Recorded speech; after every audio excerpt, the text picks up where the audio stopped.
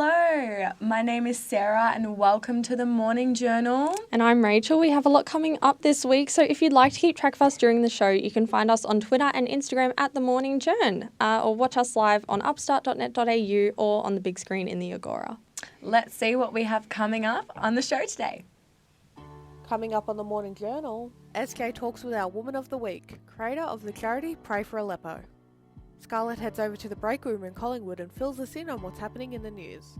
Katie's back with another instalment of Entertainment Talk, where she discusses new releases Blockers and Ready Player One. Go From 7 Women, a non-for-profit organisation that helps disadvantaged women in Nepal, joins us in studio. Tanik joins Rachel and Sarah to discuss the deportation of Yasmin Abdel-Majid, and Alisha joins the panel to discuss the fashion at Coachella. So stay tuned for a great hour.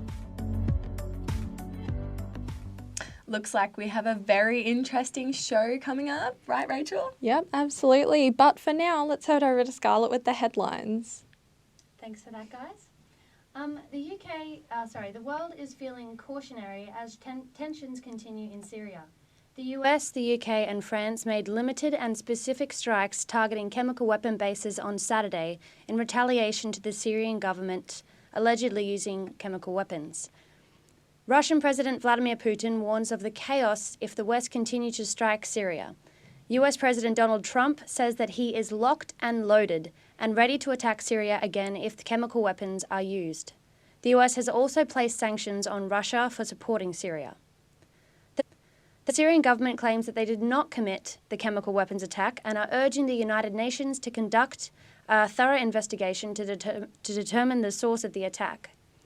Russia has called the Western response aggressive and also called for an emergency meeting for the UN Security Council.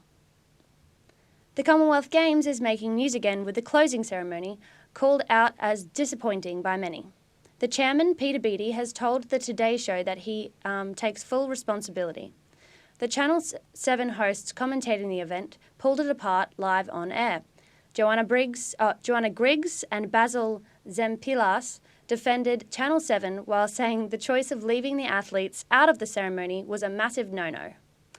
The audience was looking sparse halfway through the event as audiences trickled off.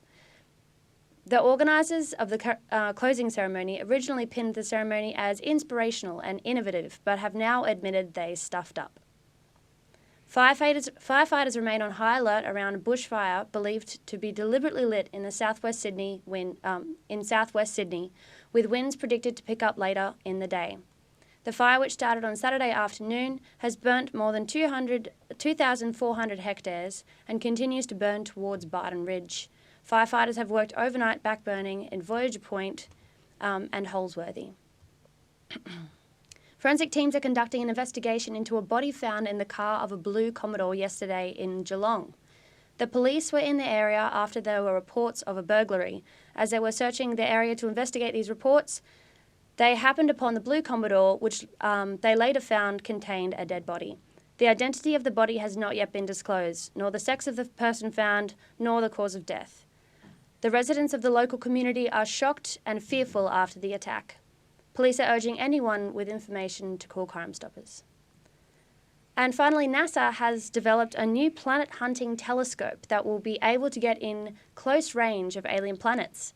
The transiting Exoplanet Survey Satellite, or more simply TESS, will be launched tomorrow. The telescope will go into space on a 2-year journey and will be monitoring more than 200,000 stars, surveying temporary drops in brightness, which will help efforts to discovering new exoplanets. And that's all that I have for today. Thanks for the headline, Scarlett. We love seeing your beautiful face every week. Oh, really just shucks. lights up my mornings. It's 9:05. I know. Well, we need a little light in this morning. It was a very tense weekend with the Syrian and the West conflict happening.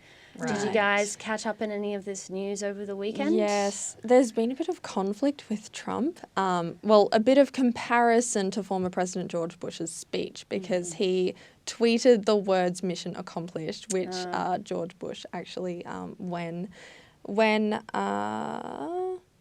This was compared to George Bush in 2003 when he then spoke under a mission accomplished banner to declare that major combat operations in Iraq were over just 6 weeks after the invasion, and that war ended up lasting for many years. So he was under a lot of They definitely sort of criticism. share some similar tropes, I think, Yeah.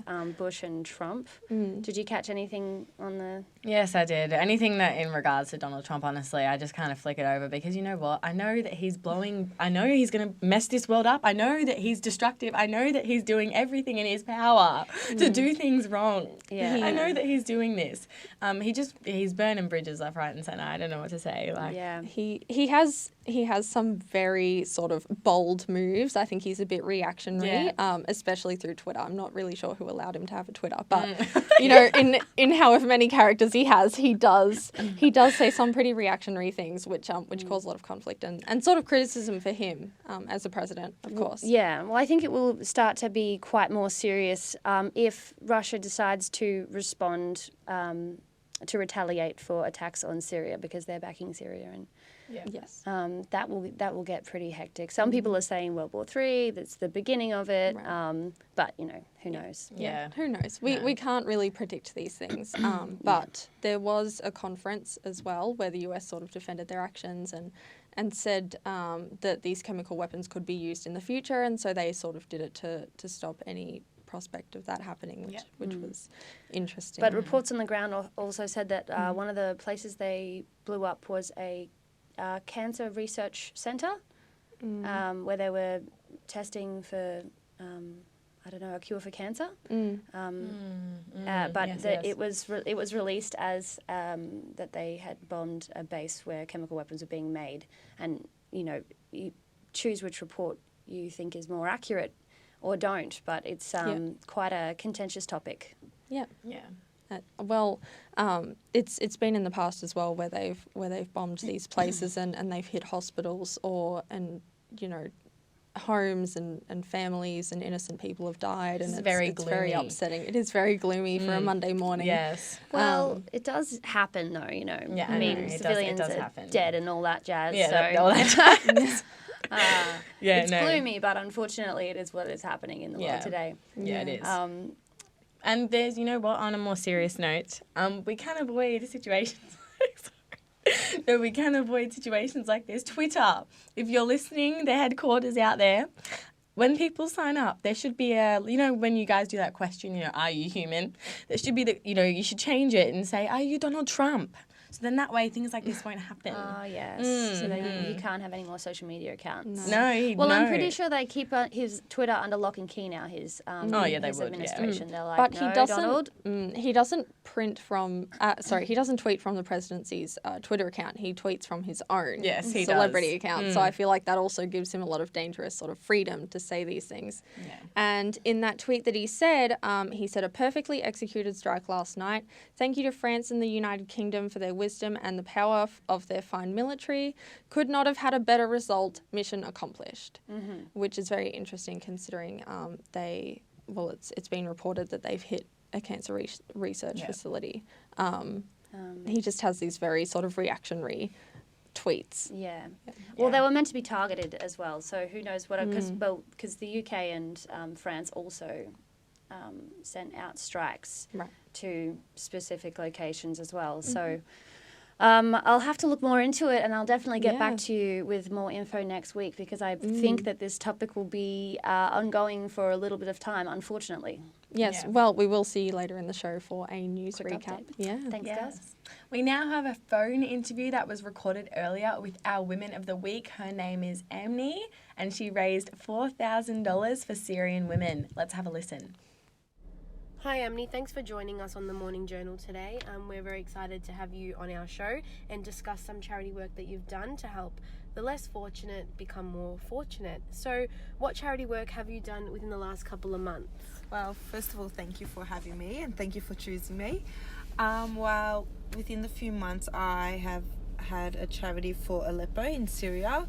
I also sponsor some kids with World Vision. And so with my charity was for Aleppo, which How amazing. What a great Women of the Week. Sorry for our viewers. That was actually $40,000, not $4,000. Which is an absolutely amazing effort. Yeah. Either way. She's sponsoring 2 World Vision kids, currently working on sponsoring another while studying teaching at university so she can help those with special needs. Raising over $40,000 for Absolutely. Pray for Aleppo is absolutely incredible, and we are so lucky to have people like Amne in this world. Yeah. She's an inspiring woman, and, you know, what a great first Woman of the Week. Absolutely amazing. 100%. You know, 40,000 Pray for Aleppo, all the while studying at university and sponsoring 2 World Vision kids. Like, she's just incredible. Yeah, She's I incredible. actually have done a World Vision experience myself. Last year, I went to Sri Lanka with my family because we sponsor children over there, and we were welcomed in by World Vision. We were welcomed into their community, their school, and they performed a ceremony for us. And our day ended with our sponsor child welcoming us into her home, and her mum cooked a meal for all of us. Oh, that's amazing. It was one of the most life-changing day in my whole life. The whole ride back from the village, it was just a silent 1 hour ride because we were just all so breathtaken by how special it was to meet her, but to be so overwhelmingly greeted. A really rewarding experience. It really was. Absolutely. So it's no wonder why, you know, she wants to sponsor another child as well. But she's an inspiration. She's just amazing. It doesn't cost a lot either to go through World Vision and sponsor a family. I do recommend to everyone out there, if you can do it, it's definitely something you should do because it is life-changing, not just for the child, but for yourself. And if you can't sponsor as well, you can always donate. Every little bit helps these organisations. Yep, absolutely. You can find Amne on Instagram at Amne01, and of course we'll put her links in our own social media, which you can find on Twitter and Instagram at The Morning Journ. But now, coming up, we have a little bit of something different from Kate for those who are used to her entertainment talk. She's bringing us instead a gorgeous makeup tutorial. Let's have a look. Hi, I'm Kate. You might recognise me from Entertainment Talk, but I wanted to do something a little different this week, and I'm very interested in makeup as a creative outlet and a form of self-expression, so I'll be doing a little makeup tutorial for you today. I also want to talk about self-image, as I feel there's a stigma around makeup that it's girls feeling insecure about how they look, where I feel it should be more about empowerment, but I'll talk about that a bit later. To start off, it's important to take care of your skin, so I'd recommend moisturising your skin before you start. While I'm doing this, I just want to mention that makeup is so subjective. There's no right or wrong way to do it. This is just how I do it. After that, you should use a primer. I use a regular one, and then I've also got this green primer that I use to combat the redness in my face. The theory behind this is that green and red are opposites on the colour wheel, so they cancel each other out. Similarly, you can also use yellow to cover up blue or dark circles under your eyes. Now that my skin is primed, it's time to start the makeup process. I'm going to be doing my eyes first because I'm doing a more intense and stronger eye, and I want to get that right. Today I'm basing my look around the Kat Von D Divine eye palette, which is based on the iconic drag queen Divine, who found their beauty and makeup transformation and is really a symbol of someone who made their own definitions of beauty and embodied confidence. So let's get started. First off, I'm going to use some tape so I can get a clean line, and also it really makes it easier to do eyeliner. So then I'm going to put a concealer over my lid to create a blank canvas, and then put a nude eyeshadow over it to set it. I'm then going to use Female Trouble, a white shade, as a base shade. Next, take Waters, a light blue colour, and put it in the crease and work it upwards. Set it. I'm then going to use Female Trouble, a white shade, as a base shade. Next, take Waters, a light blue colour, and put it in the crease and work it upwards. As you can probably tell, this look is going to be a little more intense, more suited to a night out. Or if this is your thing, you could rock up to a 9 AM lecture in this look. Next, go in with Baltimore, which is a darker blue, to add the intensity to the look. After blending that out, you're going to be putting Hairspray, a silver shade, in the middle of your lid and slightly blending it in with the blue to make a seamless transition. That's pretty much it for the eyeshadow, so next I'll be doing the eyeliner. This is the make or break moment, so take a second to relax, because if this goes horribly wrong, you'll basically have to start again. All went well, so now it's time to move on to the face. For foundation, I used the Too Faced Born This Way foundation in Snow and just use a beauty blender to apply it. Then we'll be adding highlights and shadows on top of this base to create more dimension and shape to my face. First, I'll be using the Kat Von D Shade and Light palette and applying the middle shade under my cheekbones and on the nose. It looks a little intense right now, but don't worry, I'll be blending it out next. To contrast the shadows, I'll be highlighting my face in the under eye area, down the centre of my nose, and underneath the hollows of my cheeks. To make your makeup last, you can use a setting powder and put it where you highlighted your face. Leave this on for a few minutes. This is a process called baking and allows for the powder to set your makeup. After brushing away the powder, I'll be going back to my eyes and I'll be adding the green shade Pink Flamingos under my eye. You can also put a nude eyeliner in the lower lash line to open your eyes and make them appear bigger. After this, start putting on the finishing touches, adding mascara, blush, highlighter and lipstick.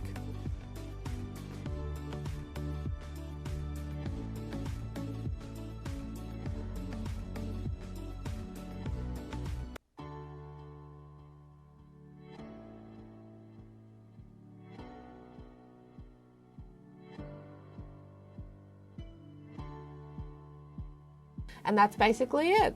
As I said, I did want to talk about how makeup impacts self-image. I've been reading a lot about makeup and its correlation with self-confidence. And being a part of the Morning Journal, which is an all-female team, I felt like this could be a good conversation in terms of female empowerment. I was reading an article called Makeup and Its Effects on Self-Esteem, and it says, when makeup is a choice, it can feel like an empowering and creative outlet. But for a lot of women, this choice is veiled by a lack of self-esteem, reinforcing a belief that we only look good with it, and that we can only feel good if we look good. And this really summarises how I feel about the subject. Makeup is great, but if you're wearing it out of insecurity, it can be toxic to your self-image. At the end of the day, I think it's important to be able to take it off just as easily as you put it on, because you don't need makeup to feel good about yourself.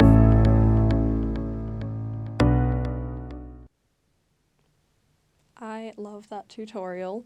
As someone that doesn't really know makeup too well, tutorials always help me, and I feel like when I have to go out, I have to watch a tutorial just so that I can do my eyeshadow right and apply things the right way, because I really don't wear my makeup that often. Yeah, look, I have one look. I can do this one look well. This one look is it's good. It's finished. When I go out, this one look, I put more effort in. I do put more effort into this look, and it works. So that's what I do.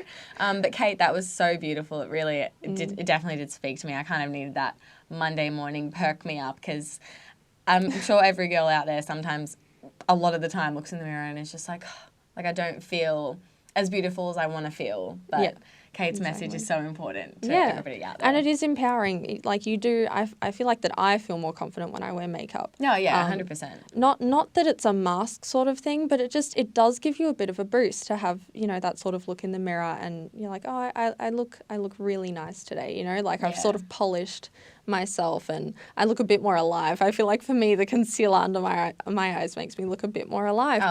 I did read the article that Kate mentioned in her video, and it was really interesting to read about, because there's this thing called the lipstick phenomenon, right. Or the lipstick effect, and it's when girls or anyone wears makeup and they feel more confident. There's a reported higher self-esteem, so they just essentially feel better that they feel better about themselves, and this actually leads to higher grades, which is very interesting. So I was thinking maybe I should wear makeup more often, and I'll just boost my grades up a little bit.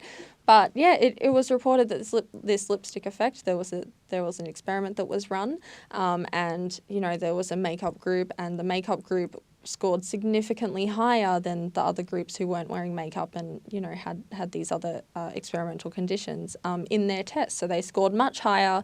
They had these better grades, which I found really interesting. Look, even if it's not true, I found it quite interesting to see that how much of a boost people get from wearing makeup and how empowering it can be. At the end of the day, it's something that can give you confidence, because you feel like you do look like the best version of yourself. I guess that's also what Kate's trying to say. Like, use it to become who you are Right. inside, not to hide yourself or disguise yourself or... And you can use it so creatively as well. Yeah, like exactly there's so right. many colours. You can do anything you want with any of the colours, and it's just, you know, there's those trends with like all of the different eyebrow trends where they're like waved and it's all very weird. And I've never tried it, but yeah, people do get very creative with their makeup, and it's amazing to see. One of my closest friends actually studied makeup artistry, and she's just had the most amazing time, and I've gone into her university a couple of times to see what she does, and I'll come out and I'll have like this geisha inspired look that's really beautiful, and she's like, you can spend those makeup artists up to 4 hours doing these looks, and so there's a whole lot you can do, and it's so creative and empowering. But at the same time, you know, for those who don't wear makeup, it's so much more comfortable too. Yeah, that's cool too. I think you save a for lot me, of money. Absolutely. I think all of the makeup I own is just either handed down to me from my mum or just like from Woolies. I don't really I don't really go into Sephora anywhere like that and buy. I just kind of use the same stuff, and it's only for occasions. When I was traveling last year, I got to the point where, you know, when you just all your makeup just starts to kind of run out. I went into Sephora and I looked at the beauty or the beautician or what they're called, and I was like, I need everything. Help me. And she got me like everything exactly I needed, and that was kind of like my start. So that was good. Something makeup is definitely used for creatively at is Coachella, which is the music event going over in the United States at the moment. We're now joined with our fellow Alisha to discuss not the makeup but the fashion at Coachella. Hello, thank you, Sarah. So over the weekend, I'm sure you know that Coachella has been on, and it's probably one of America's biggest music and arts festivals.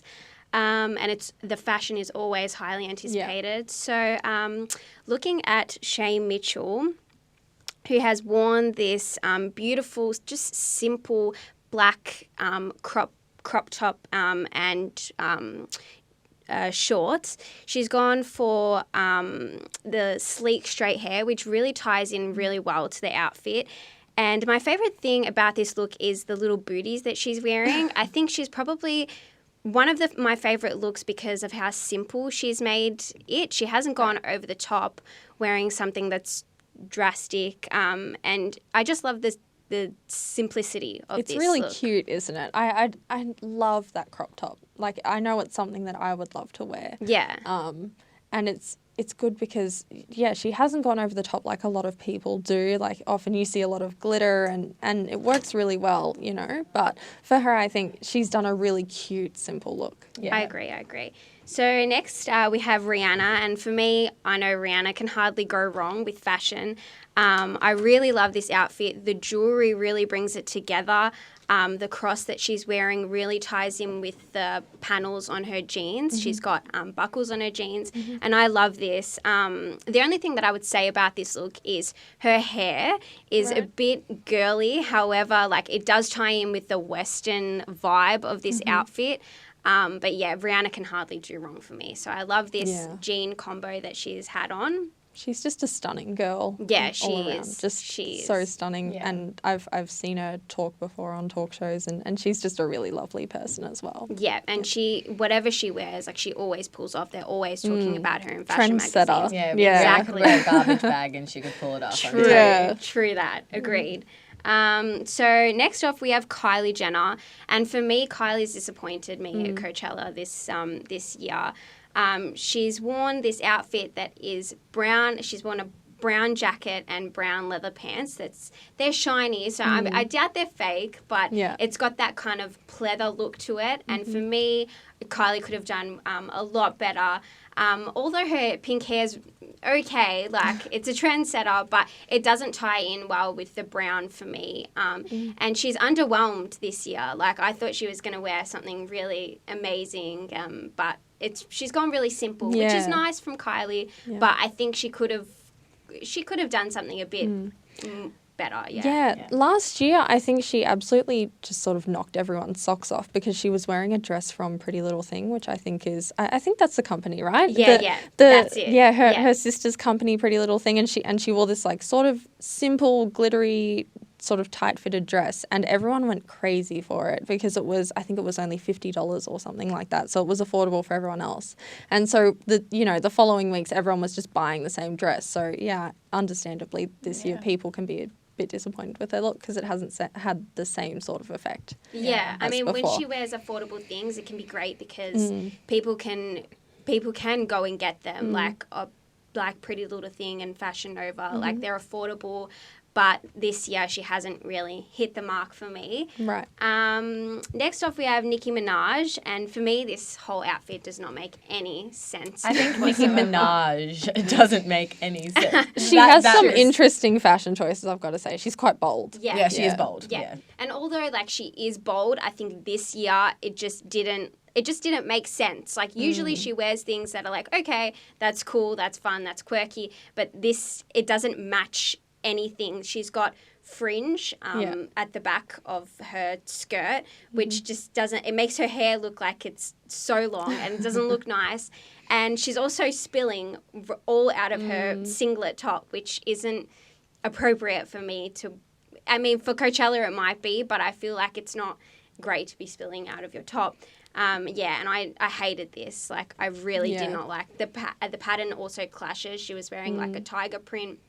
And for me, that's just all wrong. I think any woman wants to sort of be a bit secure when they're in sort of a festival environment. So exactly. Yeah, but it's almost like she wanted just a bit of everything in that outfit. She's just gone for a bit of everything. And kind of shows her level of confidence, though. Absolutely. Exactly. Yeah. True that. So next off we have Jasmine Tooks, and as beautiful as Jasmine is, I really don't like this outfit just because it is too revealing. She was wearing a sort of not a sarong, but a sort of beach dress which had holes in it, and it was metallic, and she was wearing a bathing suit underneath, and it is beautiful, but I think it's more appropriate for something at the beach. And it also just feels like she hasn't put any effort into this outfit, and she's just sort of thrown it together and come to Coachella. But possibly that could be what Coachella is about, really. But for me, she could have put just a little bit more effort into what she was wearing this year. And last but not least, Madison Pettis, which I love this outfit. It's something that I would wear myself. The red is just stunning, and it really goes well with her skin tone. She's worn a crop top and red flowy pants, which also ties in with her body art that she had just up the top of her belly button. And I think the silver and red really go well together, and I think she's really pulled off. And you can tell that she's put in effort into what she's wearing. She's matched her hair to her clothes, to her body art. So, yeah, I really love that outfit. Probably one of my favourites at Coachella. I feel like you can never go wrong with a good red. Exactly. So and it's so in trend this year. Like, from the start of the year, everyone's just been wearing red. Bold colour. Those outfits do look absolutely amazing. Do you have a favourite? Yeah, I think probably Shay Mitchell would be my favourite just because of how simple it is. I'm all about simplicity and being comfortable. And shorts and boots and a crop top is just comfortable for everyone. Such a really cute outfit. Thanks for joining us, Alisha. I would love to go to Coachella myself one day. They always have such a great lineup. But for now, we have Scarlett back again with the news recap. Thanks, Scarlett. Thank you. Not a drama. So as we were talking about earlier, Donald Trump's Twitter, he has gotten into yet another Twitter war with former director of the FBI, James Comey. The tweets blasting James Comey come as the former director is set to release his tell-all book, which doesn't frame the Don in a very flattering light. He tweeted saying, "Slippery James Comey, a man who always ends up badly and out of whack, he is not smart, in brackets, will go down as the worst FBI director in history by far." Now, I think we could assume that is definitely a Donald Trump from the horse's mouth tweet. Fires in Sydney have been downgraded, and residents in Sydney southwest have been urged to be on standby, but are able to breathe a sigh of relief after the blaze came very close to being catastrophic. And legendary Red Bull driver Daniel Ricciardo has done his trademark shoey after winning the Grand Prix in China. For those who don't know, The shoey is when you fill a shoe with alcohol, presumably expensive champagne for the winning of the Grand Prix. And Scarlett, a classic Australian lad move. Good on you, Daniel. And that's all from the news. On my Twitter theory before, like I said, I definitely think you guys should put that question there instead of the fruit, or when we have to do Twitter the letters. if you're listening. Yeah, Twitter if you're listening. Please, Twitter, stop him. It's funny because sometimes you guys put those letter ones there and I don't even know it. Sometimes they're hard, you know, sometimes with the J and the K. Anyway, the Donald Trump question would be good. Yeah. So just a suggestion. And if you guys do that, please, can I have some of the cut of your company? Because clearly that was a great idea. Anyway, he needs to stop. On that thing, slightly irrelevant, but on that, you know, when you have to fill out the like, let's make sure you're not a robot thing, and it will give you letters and numbers. Yeah. This team developed some software where they were scanning old books, and the words they couldn't scan, they filtered them through this system to test that you're not a robot, because they couldn't read it with the software they developed. So they got humans to type it in as security questions and verify the word, and once it had been verified by a number of people, then they could put it in the book as officially what the word is. Do you know what I mean? How do you know this, Scarlett? What are you doing in your spare time? That's actually that was a TED Talk, actually. That was a TED Talk. I love easy, TED Talks. cheeky little 20 minutes. Get involved. TED Talks, they're so addicting. Yeah, they are. I feel like you can just keep watching them, and then if you have autoplay on YouTube and it just plays the next one, and then you just get stuck watching them again and again. Yeah, absolutely. You wake up in the middle of the night to just stream someone talking about motivation. You're like, Yeah. But also I You have need the this app. right now. It's the middle of semester. I need this motivation. yes, definitely. No, for sure. But I find the worst thing is trying to implement it, all those timetable structures people have in TED Talks. I'm just I love this. I love it. I appreciate it. But I just can't implement it into my life. Yeah. So No, I get that. It's got to be a balance. Life is all about moderation. What do you guys think of the shoey? Have you guys ever done a shoey personally? I've never done a shoey, but there was an Australian friend of mine on exchange that was very proud of himself for being Australian and how many shoeys he'd done in the past in his party Did he do a days. shoey on exchange? Not that I saw, Well, let's hope but I wouldn't put it past he wasn't him. representing Australia in that form. Nah, I mean, true. whatever. I've done a shoey. Really? I might have done two. I don't know, but I've definitely done one. It worries me in terms of hygiene because course. was it your shoe? I don't remember. We'll to just be honest. go past. Yeah. Point of It the was a story. rowdy night. Thank you anyway, ladies. Yeah, thank you for joining us. We love your news recaps. Oh, it's good. And for those tuning in now, it is 9:33 a.m. Thank you for joining us. We love that you're watching the show. It's our third show in, so it's just great. And you can follow us on Twitter or Instagram at The Morning Journ, or you can be watching us in the big screen in the Agora or at upstart.net.au. Yes, now we're going to show you a snippet of the story behind a non-for-profit organisation called 7 Women, which will help disadvantaged women in Nepal. Let's have a look. The moment that we are born as a woman, we are treated differently.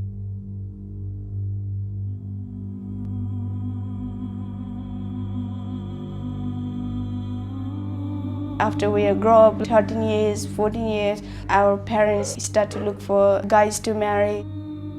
And even we are not ready for marriage, we are still forced to do that. In our society, women are always dominated by men.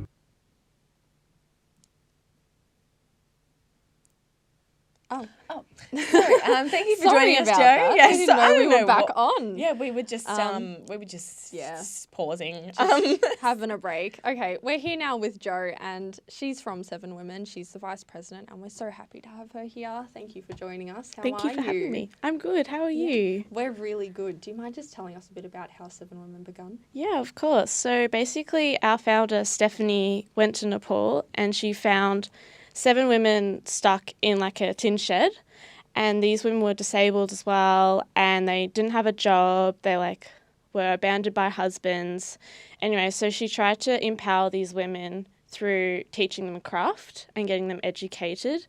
And so basically what these women did with that was they made craft to get money, and their products were sold here. And then also a lot of them were trained up to become teachers, who then taught other women to become teachers, and it's sort of like a flow and effect. And then like more students were educated, and it's been really great, the progress from when she first started to now. That's just amazing. Could you please explain? I hear that Seven Women, they run 2 specific core businesses. Could you tell us a bit about that? Yeah, so basically there are, there's 3 businesses. There's one about language learning for people in Nepal, and basically most of these programs are run when you go on the hands-on development tour. So there's a crafting class as well where you learn to make these fair trade crafts that they sell here. There's also a cooking class as well that runs over there, and you're just making sort of like traditional Nepalese food. It's to also give women an opportunity to excel in multiple areas, not just sort of like the one thing like the crafting or the teaching. Like it gives them a broader range of like things that they're good at. That sounds amazing. The cooking class and everything would be really interesting to take. Do you Very mind just helpful. telling us about some of the accomplishments Seven Women have had since the origin? Yeah, of course. So from when it started to now, there's been over 5,000 women in Nepal who've been educated and who've managed to get jobs and have managed to be successful. And I think that's amazing, considering like when they first started that there weren't many women who were able to do that. And it's also really sad over there because there's this belief that if you're disabled, then you've been cursed in like a past life and you were evil in your past life, and that's really horrible. And so that stopped a lot of these women getting jobs, as well as the fact that it was hard for women to get jobs because they were considered to like just be the person at home taking care of the children and cooking and cleaning and that sort of thing. So I think it's amazing how all these women have empowered other women to, you know, be educated and have more knowledge about the world around them. Mm-hmm. And that's so important. Education's so important, and it's amazing to see the work that Seven Women is doing as well. How did you hear about them? So last year at O Week, I saw them and I just spoke to them, and what they told me sounded really interesting. Mm-hmm. And I joined then, and basically we're around on campus like once a week on a Wednesday from 10 a.m. to 3 p.m. And it's be lovely to have more people on board. There's a website you can go to, so sevenwomen.org, or you can go through the student union, and we've got information on there as well. So can you tell us a bit about the sister company that Seven Women are involved with, Hands On Development? Yeah. So Hands On Development basically offers a few trips a year to Nepal, and they go for a couple of weeks, and it's basically about immersing yourself in the culture and understanding some of the things that the women go through. So that's like seeing them do their like teaching and their craft, being immersed in the Nepalese culture, and just seeing everything that goes on there. Like apparently it's really like really good in like it's so good to see like how different it is there, and it's such a good learning experience. Yeah, that's amazing. So for those who are interested in travelling to Nepal for the cause, could they do so? Yeah, definitely. The best way to organise that is to go on the website, sevenwomen.org, and there's lots of information on there, and then you can contact Stephanie herself or the tour company, so that's where you can get the information for that. Yeah, that's probably the best way to do that. Or you can always see one of us at the stall, or you can send me an email or send like the student union an email to send to us. Yeah, we've... And Seven Women are on Facebook? Yeah, we definitely are on Facebook. Yeah, just search up Seven Women and you find our big page for everyone, because Seven Women has lots of like universities who are selling products, not just us at La Trobe.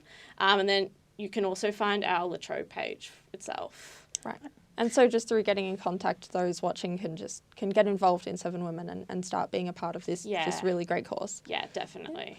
And so where can for the La Trobe students watching, where can they find you on campus?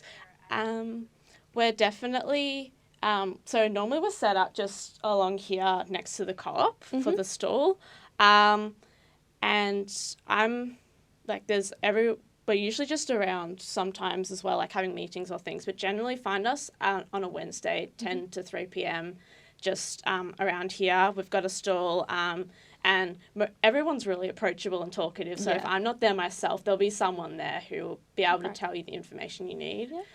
And Sarah met you, I think, at the stall. Yes, so I was just walking around campus one day and I saw the 7 Women stall and I thought this looks like an amazing cause. So I actually went up and spoke to her and I was like, tell me what this is. I would like to know what you guys do. And when she spoke to me about it, I thought it would be great to discuss on the show just because it is such it's something that's helping those third world countries and the women become, have the life that they deserve. That's why I thought Joe's cause was very important. So, Joe, can I just ask, what do you do with yourself? Why did you find 7 Women interesting to you? I think I always wanted to help people in some capacity, and I love volunteering and doing something that just goes back. And I just thought it would be a great thing to be interested in, and it means that if you don't want to go to Nepal yourself, you can still do like a lot from here and still like make a big difference being a part of the stall here. And I just think, if I can help even one person, it's made a difference. And if I can like raise money to help multiple people, then it's just such a great thing to do. Yeah. And I understand as well you're studying speech pathology. So that's just another way of helping people. Can you tell us a bit about what you do at uni and your spare time and just tell us a bit about yourself? So I'm studying speech pathology, which is really interesting. Outside of uni, I have a job, so I work at a bakery. I love listening to music, and I sometimes write music and I play music a lot. And I spend a lot of time just studying as well. And for speech pathology, why did you choose speech pathology? Because I always loved to help people and want to make a difference. Also because I loved biology and music and languages in school. So I just thought it'd be like a way to combine everything. Well, I think the work you're doing is so great, and it's amazing that you're involved in You're a 7 saint, Women. Joe. Absolutely. You're a saint. Thank you for joining us. Thank you. It's been so nice to meet you. Thank you so much. You can find 7 Women and Instagram at La Trobe Student Union, or even on their website 7women.org. We'll also link them in our social media, Twitter and Instagram at The Morning Journ, so you can find them there as well if you're unable to find them on social media. And now we have our weekly entertainment talk with Kate. Let's see what she has this week.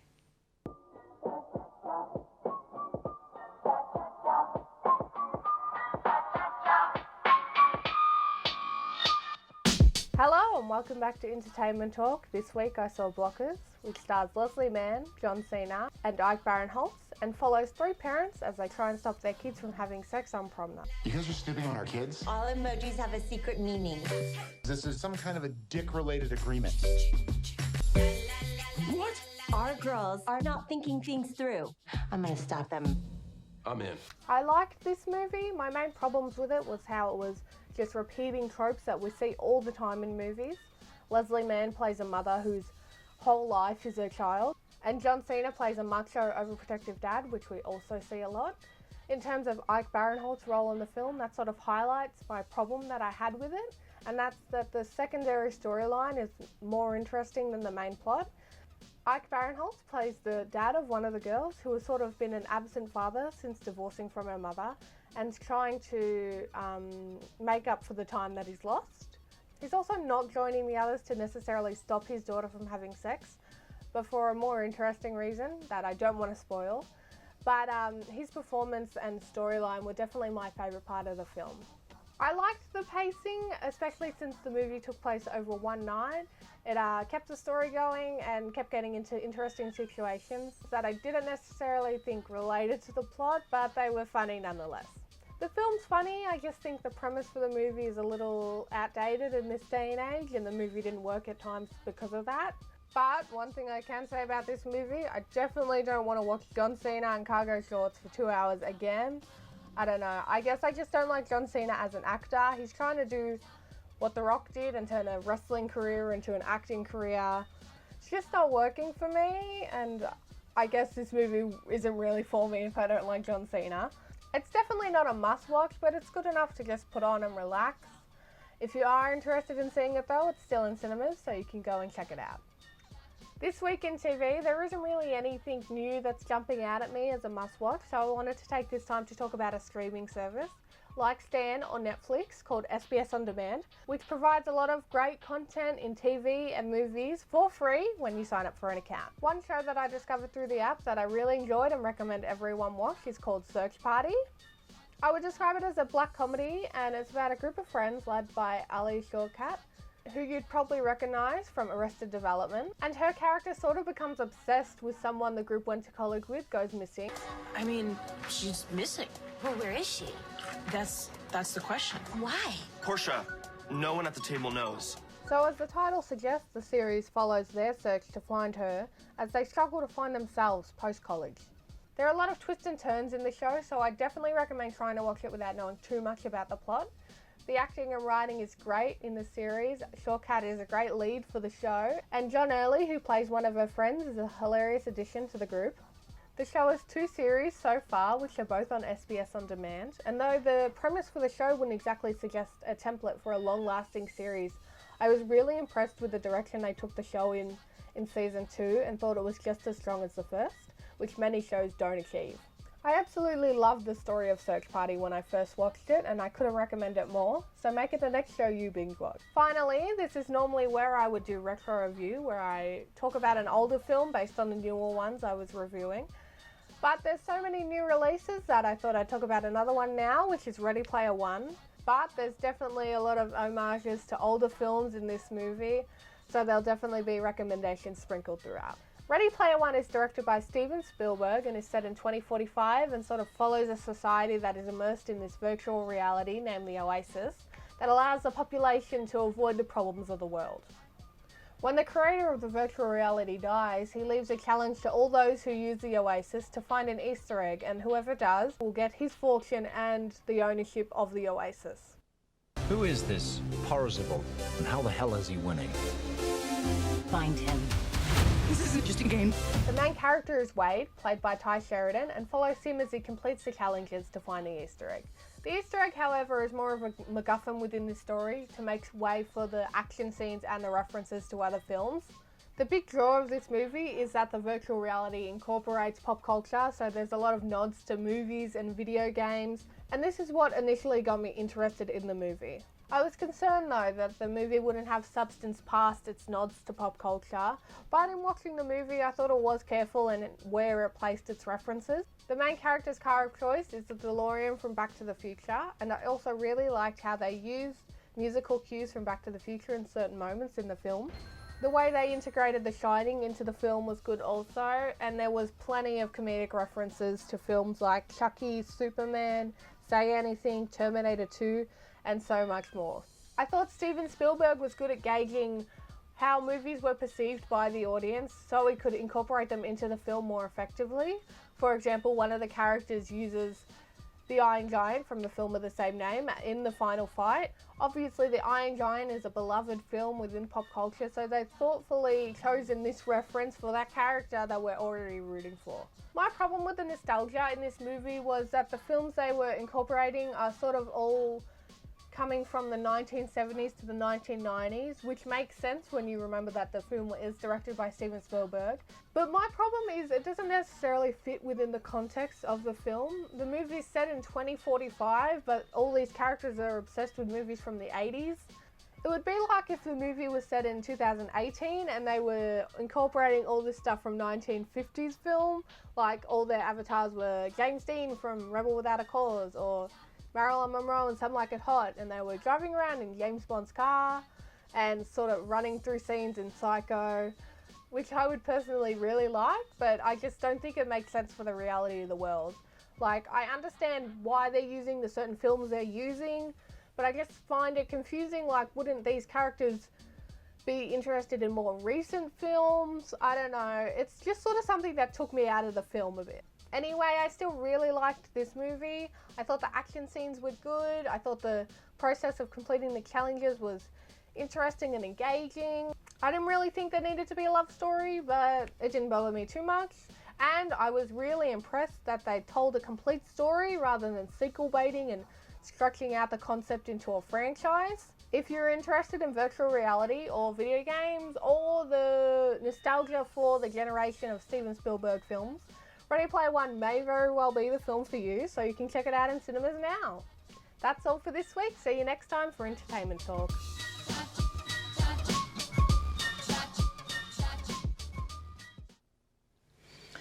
Well, thanks for that entertainment talk recap, Kate. I completely agree with you at the start when you were talking about John Cena in that new movie. Blockers.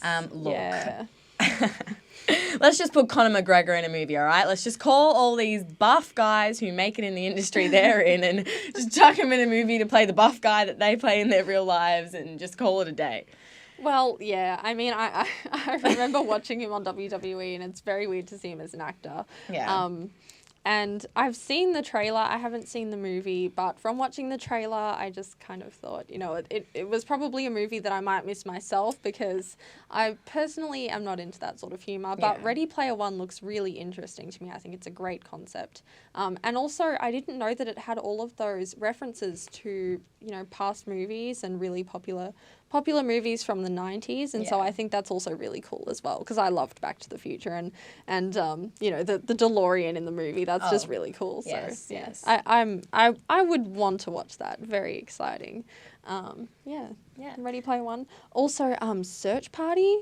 She talked about as well. Yes. That looks right up my alley. Definitely. I love that trailer. I would love to watch it. I'm definitely adding it to my list. It's so good. 100%. Something that we're going to pursue from the entertainment talk. Well, we're now joined by our senior producer, Tanique. Yes, hello Tanique. We love having you on the show. Thanks, you for ladies. joining us. I'm happy to be here again. We're also here to talk about something that's caused a bit of a stir this week. Yasmin Abdel-Magid, an author and TV personality, was deported from the US for having an incorrect visa. That's right. So Yasmin was on her way to speak at the Penn conference, and she was going to talk in a discussion panel called The M Word, No Country for Young Muslim Women.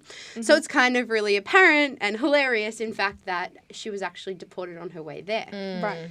So the reason she was deported is because she showed up to the US without the correct type of visa. So she was there on a general travel visa rather than a working visa. Yeah, right. Even though she had been to the US to do similar things on the same visa before, this is something that wasn't right this time. So anyway, the thing that makes this so, newsworthy and why I'm so passionate about it is because of the way she was actually treated when she arrived in the US. Right. They took away her phone and her belongings as well. That's right. That's very weird. I mean, I'm not sure if that's part of the process. I know that the US is quite strict now with sort of new legislation coming in and things like that, and sort of a new stigma, I suppose, with President Trump and how he's treating this sort of ordeal of, people coming into the country and Islamophobia and things like that. And it's a very touchy subject. And so I find it very weird that they took her phone and her belongings. And look, it could be a part of the process, but I feel like it isn't. You feel like it's not a part of the process. And that's what all these major media outlets, as well as us here at the Morning Journal, have to say about it. Because it's not protocol to take someone's phone, passport, identity papers, personal belongings. Especially for just an incorrect visa. Exactly right. And to think that, we all know, especially we've been speaking about President Trump a lot today on the Morning Journal, and it's really interesting that she was going to speak about Muslim women's rights. Right. So it's been really interesting because she was actually live tweeting everything that was happening to her. I know we've got a couple of examples here, but she was, putting it out as it was happening, and that's something that I'm sure the US wouldn't want to have been happening. Right. She just sort of said it as I saw the tweet, she kind of said it as it was happening, and this is what's happening. And she's quite famous for doing stuff like that. Her thing about lest we forget Nauru, Manus, and all those other offshore detention centres. She's quite politically activated. You know what I mean? When she's talking about anything, she has a way of doing it, and through Twitter is one of those ways. Yeah. So it's just really interesting that it's come up, and I'm really looking forward to seeing what the US is going to say about it, and because it was just recent that this has happened. So as the story unfolds, I'm really excited to watch it. The US is quite strict with who enters and doesn't enter their country. Even if you make one little mistake or say the wrong thing, they will take a mile from that. Especially if you're Islamic in 2018. Especially. No matter who you are, high profile, low Australian profile. Yeah. Exactly right. So you just have to be really careful. Yeah. Well, thanks for having me on today anyway, That's okay. ladies. Thank you for joining us. We No love worries. seeing you. It's great to see you kind of out of the back room. Thanks, and at the everyone. desk with us, we get to say hi to your face. Awesome. But yeah, anyway, just, I feel like we've had a lot of inspirational women in our show today, and we're actually going to go back and watch the phone interview with our Woman of the Week, Amne. Hi Amne, thanks for joining us on the Morning Journal today. We're very excited to have you on our show and discuss some charity work that you've done to help the less fortunate become more fortunate. So what charity work have you done within the last couple of months? Well, first of all, thank you for having me and thank you for choosing me. Well, within the few months I have had a charity for Aleppo in Syria. I also sponsor some kids with World Vision, and so with my charity was for Aleppo, which you guys have probably seen on the news that there have been many attacks, many children killed, many adults killed, many mothers killed. And what better way to raise awareness than a fundraiser and just raise money for them. We luckily enough, with the help of the community, we raised over 44,500. Yep, and what made you want to raise money for this charity? Seeing videos in the media, having friends and family who are Syrian, who have family back in Syria, really had me, who really touched me. So I just wanted to do something. I just felt so useless. I just thought, what better way than to do a fundraiser. I was actually just in the car driving, thinking about it after I'd seen a video, and I just got really distressed about it. So I had just called my friend up and came up with the idea, and she thought I was crazy because we were just 20-year-olds. Like, how are we going to run a fundraiser? But actually that day I had booked a hall. I had organised someone to print tickets for me. I had organised, food for that event. I had called up a lot of people if they wanted to donate, and with a lot of help from the community, I got a lot of donations, got a lot of help. I got a lot of food donated. I got a lot of gifts, vouchers, which really helped with the fundraiser. I even got a special MC who is also our local DJ, which turned out really good. And how much money did you end up raising for the event? So we raised over 44,500.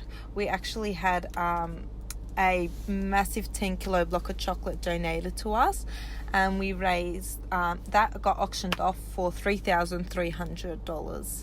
And how did you get certain sponsors? Like I said, I just called around in the community. I know there was an Islamic store on Sydney Road who were very... We've had such a great show today from our discussions with Charlotte. We've had to cut it short just because we've had so much information to share with you guys. Absolutely. And Amne herself is such an inspiration. Of course, over $40,000 for Pray For Aleppo, which is just amazing. And next week we have some more great things to come with a new installment of Entertainment Talk, where Kate will be discussing A Quiet Place. Yes, we are also bringing you another Women of the Week, even though there's so many women out there, and some important relationship advice from the Morning Journal's own Jasmine Petrovska, and more chit-chat with Scarlett about what matters to women and around La Trobe University and around the world. And of course, you can find us on social media at The Morning Journal. We'll see you next week. Thank you.